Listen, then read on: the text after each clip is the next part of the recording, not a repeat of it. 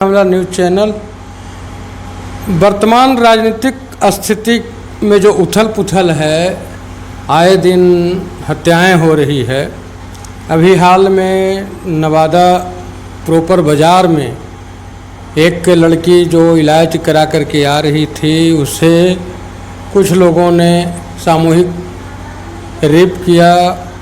इस तरह के कई घटनाएं हो रही हैं बिहार के अंदर में, और हमारे जो सुशासन बाबू हैं उनकी विकास की स्थिति क्या है, इस पर चर्चा करने के लिए हमारे साथ हैं नवादा शहर के दीपक यादव जी, जो आरजेडी के प्रखंड अध्यक्ष भी हैं और भूखों को भूखे न सोना पड़े इसके लिए ये एक रोटी बैंक भी चलाते हैं।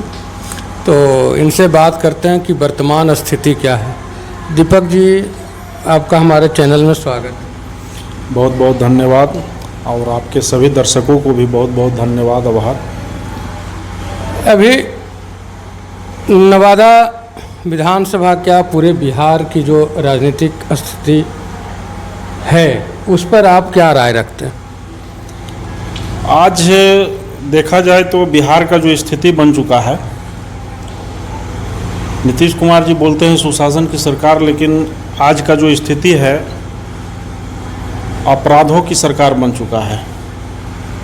हर जिला, हर क्षेत्र में जहाँ भी देखिए, राजधानी ऐसा जगह में, हॉस्पिटल में घुस करके सारेआम किस तरह से गोलियां मारा जा रहा है, किस तरह से खेमका हत्याकांड हुआ, किस तरह से अजय यादव हत्याकांड हुआ, किस तरह से कई व्यापारी और व्यवसायी वर्ग को प्रत्येक दिन कई ऐसे घटना प्रत्येक दिन मिल जाता है। सैकड़ों हत्याएं, अगर जो उस महीने को अगर जो हम काउंट करके बताएं तो हज़ारों की गिनती आएगा। और कोई ऐसा जिला, कोई ऐसा क्षेत्र बिहार का नहीं है जो कि अछूता है इस अपराध के। तो आज जो स्थिति है, नीतीश कुमार अचेत अवस्था में है। नीतीश कुमार आज बेसुध हो चुके हैं। अब उनसे सत्ता चल नहीं रहा है, सरकार चल नहीं रहा है। उनके चेहरे के, उनके आड़ में दो चार लोग सत्ता को बहुत ही गलत ढंग से चला रहे हैं, और नीतीश कुमार तो उनका मानसिक संतुलन ही खो चुका है। कई बार देख चुके हैं कि मंच पर किस तरह से कई महिलाओं के साथ वो घिंचातीरी कर रहे हैं, किस तरह से वो, अगर जो देखा जाए तो मुख्यमंत्री अब रहने लायक नहीं रहा। अब हम लोग को, बिहार के जनता को इस चीज़ को समझना होगा कि हम किसके हाथ में बिहार सौंपे हुए हैं, और आने वाला चुनाव में जनता ये तय भी करेंगे और नीतीश कुमार को हटाने का भी काम करेंगे। नीतीश के हटाने के बाद कौन? स्वाभाविक तौर पर है कि आज का जो विजन है, आज हमारे नेता आदरणीय श्री तेजस्वी प्रसाद यादव जी दिख रहा है, उनका विजन दिख रहा है कि तेजस्वी जी का विजन आप देख सकते हैं कि 200 यूनिट बिजली फ्री करने का काम किए, 17 महीने में जो काम करने का काम किए, 5 लाख नौकरी दिए, सरकारी कर्मी का दर्जा देने का काम किए, बहुत सारे ऐसा विजन है। 2500 रुपये माई बहन योजना लाने का काम किए। अभी लाए कहाँ है? लाने का उनका प्रोग्राम है, लाने का जो विजन, तो हम तो वही तो कह रहे हैं। नीतीश कुमार तो हमारे नेता तेजस्वी जी का विजन को ही वो अपना रहे हैं। हमारे नेता देखिए, वृद्धा पेंशन में बोले कि 1500 हम देंगे, और देखिए 1100 लागू किए। तो कहीं ना कहीं हमारे नेता का विजन को वो एक्सेप्ट भी कर रहे हैं, और उनसे संभल भी नहीं रहा है बिहार। तो इसलिए हमारे नेता 17 महीना में वही नीतीश कुमार बोले थे ना, याद कीजिएगा, आप लोग तो मीडिया से हैं तो आप लोग को पता होगा। यही नीतीश कुमार बोले थे कि नौकरी देंगे, लाएंगे नौकरी। 10 लाख जब हमारे नेता घोषणा किए थे तेजस्वी जी कि 10 लाख नौकरी देंगे, तो यही नीतीश कुमार बोले थे कि अपने बाप के यहाँ से पैसा लाएंगे। कहाँ से ला के देगा पैसा? तो यही तेजस्वी जी, उन्हीं से, ये वही नीतीश कुमार जो बोले थे कि बाप के यहाँ से पैसा लाएंगे, तो वही नीतीश कुमार से यही गांधी मैदान में नौकरी दिलवाने का काम किए करना। तो ये हमारे नेता का योगदान है ना, ये हमारे नेता का जो विजन है, आने वाला चुनाव में इस विजन से पूरे बिहार की जनता जो है कि इस चीज़ को समझ चुका है। अब नीतीश कुमार से बिहार संभल नहीं रहा है। आने वाला दिनों में बहुत ही जल्द 2025 नीतीश कुमार फिनिश, अब बिहार में चलेगा नहीं। आप नीतीश फिनिश कर रहे हैं। नीतीश और ये सम्राट चौधरी जो डिप्टी सीएम हैं, उन्होंने कहा, मंच से कहा कि तेजस्वी यादव को अपने हाथ पर लिखवा लेना चाहिए कि उनके पिताजी जो हैं वो सब ना कहें, आप समझ ही गए होंगे। तो ऐसे नेता के लिए आप क्या कहेंगे? सम्राट चौधरी एक बड़बोलापन नेता है। सम्राट चौधरी को खुद भी नहीं पता चलता है कि वो क्या बोल रहे हैं। सम्राट चौधरी जितना दिन से उप मुख्यमंत्री हैं, इसके पहले भी तारकेश्वर प्रसाद और एक रेणु जी थे, वो भी रहे। इधर देखिए सिन्हा जी हैं, सम्राट चौधरी जी हैं। कहने का मतलब है उप मुख्यमंत्री आप लोग तो बन रहे हैं, सम्राट चौधरी भी हैं, तो सम्राट चौधरी उप मुख्यमंत्री बन रहे हैं, वो एक काम गिनाते हैं। तो एक काम गिनाते हैं, कौन सा काम? एक परिवार को गाली देना। तो वही काम तो उनका बच गया है। उनका काम, सम्राट चौधरी को एक ही काम है कि जिस लालू यादव ने उसको आगे बढ़ाया, जिस लालू यादव ने उसको राजनीति में लाया, उनके पिताजी को राजनीति में लाए, और आज वही सम्राट चौधरी लालू जी को गाली देने का काम कर रहे हैं। शकुनी चौधरी कांग्रेस से पहले विधायक बने। ठीक है, लेकिन अपने पार्टी में उनको क्या स्थान दिए? लालू जी का दिल बड़ा है ना, कितने लोगों को उद्धार किए हैं। सम्राट चौधरी का क्या अस्तित्व था? लालू जी का देन है कि नहीं? आज वही लालू जी को प्रत्येक दिन गाली दे रहे हैं, और गाली देने से ही वो बस उप मुख्यमंत्री बने हुए हैं, बिहार की सत्ता में बने हुए हैं। सम्राट चौधरी का विजन क्या है? सम्राट चौधरी का क्या है? उनका कोई बात करने का तरीका है, वो समझ में आता है? अभी आरजेडी का कार्यक्रम था बापू सभागार में, और आपके प्रदेश अध्यक्ष जो हैं मंगनीलाल मंडल जी, उन्होंने कहा कि बिहार में फिर से भूरा बाल साफ करने की ज़रूरत है। क्या केवल यादव के वोट से ही मुख्यमंत्री बनेंगे तेजस्वी जी? देखिए, इस पर तो हम यही कहेंगे, ऐसा लालू जी भी कभी नहीं बोले थे। कुछ लोग इसको उलट पुलट के बोलना और समझाना चाहते हैं, लेकिन ऐसा कुछ बोले नहीं थे। उनका बोलने का मकसद क्या था? मंगनीलाल मंडल जी बोले, उनका भी बोलने का मकसद क्या है तो सभी लोग जानते हैं।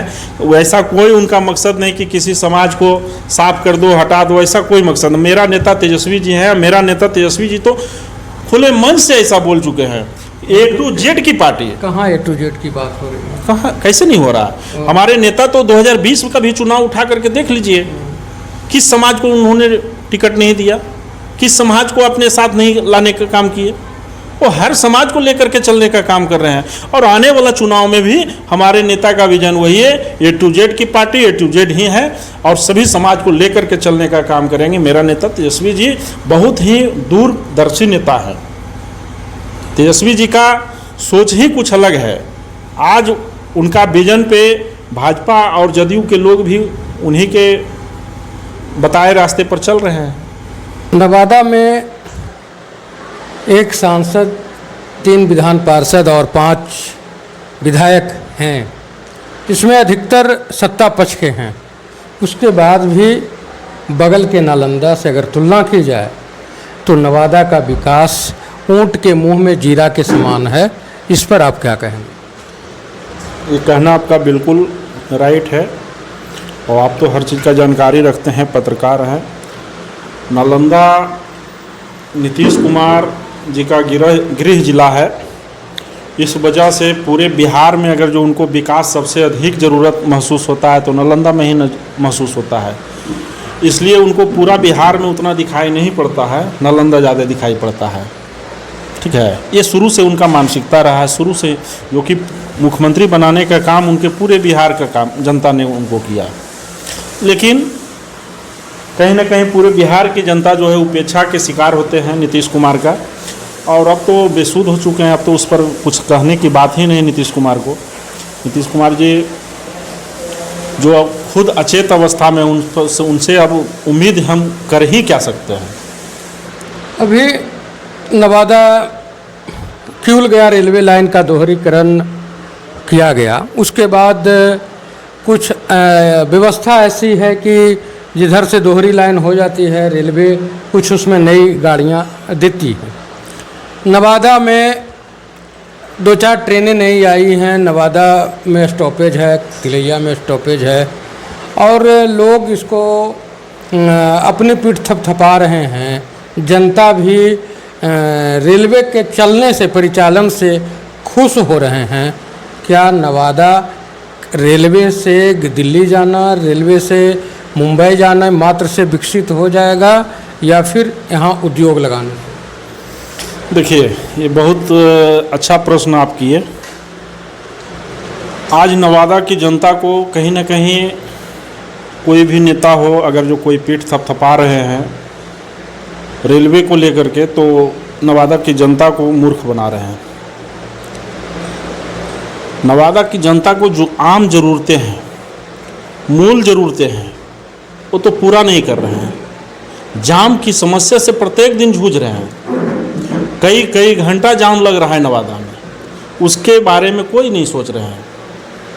आज हमारे नवादा का, आज नालंदा को ही देख लीजिए।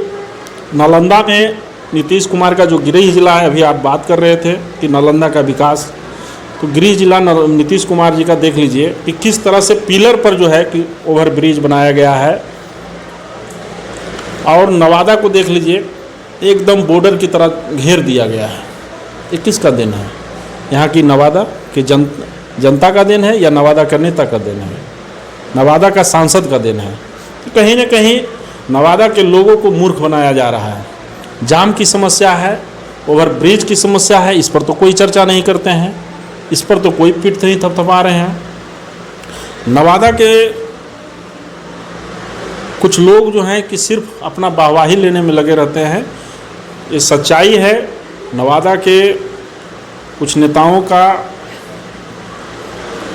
कहीं ना कहीं सिर्फ टाल मटोल, अपना पीठ थपथपाना ही अपना विकास समझते हैं। और आने वाला दिनों में इस चीज़ का देखिए जनता क्या करते हैं। जनता मालिक है, इस पर तो हम ज़्यादा कुछ कहेंगे नहीं। आपके जो नगर परिषद नवादा है, उसमें 1 करोड़ 6 लाख रुपया केवल सफाई में खर्च की जाती है प्रत्येक महीने। ये बजट है। उसके बावजूद नवादा में जो नारकीय स्थिति है, उस पर आप क्या कहेंगे? देखिए, इस मामले में अगर जो कहा जाए तो कहीं ना कहीं इस योजना का बंदरबाट किया जाता है। और हर एक जगह कई ऐसे बाढ़ है, कई ऐसे मोहल्ला है जिसमें पानी में हेल करके लोग जा रहे हैं, आ रहे हैं। कई ऐसी समस्या है और इस पर संज्ञान लेने की ज़रूरत है। नेताओं को, जो बड़े नेता हैं उनको देखने की ज़रूरत है। जिला पदाधिकारी यहाँ का है, उनको भी संज्ञान लेने की ज़रूरत है। लेकिन हर लोग, हम समझते हैं कि नीतीश कुमार का जो शासनकाल है, इसमें बंदरबाट हो रहा है। हर लोग, हर तरफ लूट मचा है। नवादा शहर में नवादा की विधायिका, नवादा के एक विधान पार्षद रह रहे हैं, और एक विधायिका जो है वो बीच से क्रॉस, एक विधायक जो हैं नवादा होकर के ही पटना आते जाते हैं। उसके बावजूद भी नवादा में सफाई नहीं है। महिलाओं के लिए कहीं पे पूरे नवादा शहर में शौचालय की व्यवस्था नहीं है। अगर महिलाएं मार्केटिंग करने के लिए आती हों, लड़कियां कॉलेज जाने के लिए आती हों, और अगर उन्हें अचानक से ज़रूरत महसूस हो तो वो कहाँ जाएंगे? इससे ज़्यादा अविकसित होने का धब्बा नवादा के लिए और क्या होगा? बिल्कुल, आपका कहना सही है। कहीं ना कहीं ये सब समस्या है, और ये समस्या हमारे, तो इसके पहले भी हम सब शुरू में ही बोल चुके हैं कि नवादा के नेताओं में ये सब कमियां रहा है और है। और इस तरह का कमियां जब तक के लोग बदलाव नहीं करेंगे, कुछ अलग नहीं सोचेंगे नवादा की जनता, तो कुछ विकास होने वाला नहीं है। इस तरह का किसी के ऊपर कोई भी टिप्पा टिप्पणी करते रहें, हम करें आप करें, कोई फ़र्क नहीं पड़ने वाला है। कहीं ना कहीं अलग बदलाव तो चाहिए। जनता किस पर विश्वास करेगी? इस तालाब का पानी उस तालाब में, उस तालाब का पानी इस तालाब में होता रहता है, तो कैसे विश्वास करें? कि सबसे बड़ा चीज़ तो हम तो यही कहेंगे कि सरकार बदलिए, सब बदलेगा। बिहार का सरकार अगर जो बदलेगा तो सिस्टम बदलेगा, सिस्टम बदलेगा तो उस सिस्टम में जो भी लोग बैठेंगे वो सब बदलेंगे। इसलिए हम तो कहेंगे कि बिहार का सत्ता को परिवर्तन करने की ज़रूरत है, और सत्ता जब परिवर्तन होगा तो सारा सिस्टम परिवर्तन होगा। अभी आप दीपक जी को सुन रहे थे, इनका कहना है कि नवादा में यहाँ के नेताओं के सक्रिय नहीं होना ही नवादा अविकसित होने का सबसे बड़ा कारण है। यहाँ से लोग पलायन कर रहे, यहाँ से लोग रेलवे को विकास मान रहे, यहाँ केवल पुल पुलिया बन रहा नेशनल हाईवे पर, उसको विकास मान रहे। क्या वास्तव में नवादा का यही विकास है? क्या नवादा में उद्योग धंधे नहीं होने चाहिए? नवादा के कौआ कोल जैसे जंगल में, रजौली के जंगल में सावे घास और बांस की प्रचुरता है, उसके बावजूद भी उससे निर्मित होने वाले सामान की फैक्ट्री नहीं लगनी चाहिए। ऐसे कई ज्वलंत मुद्दे हैं जो नवादा के युवाओं को सोचना होगा, जो दूसरे राज्यों में जाकर गालियां सुनते हैं, पिटते हैं और फिर वापस आकर जात के नाम पर, धर्म के नाम पर मतदान कर वही घिसी पिटी व्यवस्था को बनाए रखने में अहम योगदान करते हैं।